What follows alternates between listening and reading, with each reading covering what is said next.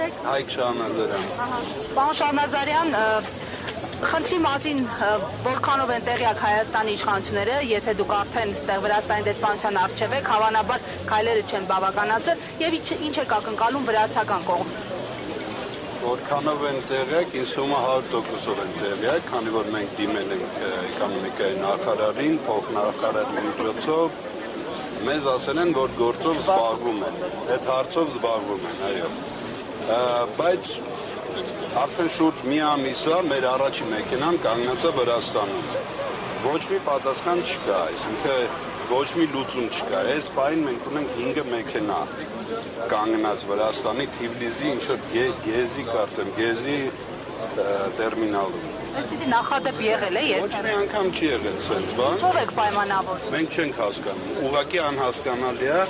ոնց կարելի է տարանցիկ բեռը մաքսային պլոմբաները փոկել, ինչ-որ նմուշարում անել եւ պահել ամսից ավել կամ մի ամիս։ Նաև քաղաքական ենթատեքստ եք տեսնում։ Ես ուղղակի չեմ կարող հասկանալ, դրա համար եկել ենք դեսպանի մոտ հարց տանք, պատասխան ստանանք։ Պարոն Շահնազարյան, մեր նախորդ զրուցակիցը նշեց, որ կան ընկերություններ, արտադրող եւ արտահանող, որոնց մեքենաներին թույլատրվում է անցնել, նշվեց նաև նոր ընկերության մասին, ինչ կարծես, սա ինչով է պայմանավորված։ Նայեք, ես տես մանրամասները չգիտեմ, բայց կոնկրետ գիտեմ, որ ծաղիկ արտահանողների մեքենաները կանգնացրել էին,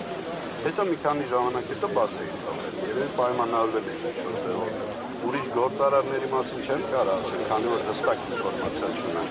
Ծաղիկի մեկ է փայլատիքների մասին գիտեմ, եղել են դեպքեր։ Եվ ձեր ֆինանսական կորուստը այս ընթացքում որքան է կազմել, եթե նկատի առնենք, որ ընկերությունները, արտահանող ընկերությունները բեռնափոխադրողներին օրվա դեպքերով անդրելու համար գումար են վճարում։ Նայեք, ֆինանսական կորուստը հենց այսպես չես կարող հաշվարկել։ Մենք $100 ամեն մեքենային օրական վճարում ենք կանգնած, բայց բեռը որ չի հասնում հասցեատիրոջը, մի որոշ ժամանակ հետո մեր ռուսական ընկերությունները, պարտներները կարող է հրաժարվել։ Դատարկ փոխկա չպետք է լինի, այսինքն իրանք մեզ կարող է փոխարինեն ուրիշ արտադրողով հայկական կամ ոչ հայկական։ Եվ այդ վաղ արդեն մեր կորուստները անհասկանալի ահռելի։ Այստեղ նաև տարանցիկ երկիրը շարում է անում հետագա փորձաքննության համար, սա որքանով է հիմնավորված։ Նայեք, ես ինչքանով ես գիտեմ, այդ կարա լինի մենակ այն դեպքում, երբ որ կա հստակ ինֆորմացիա, որ մեքենայի մեջ կա կոնտրաբանդային։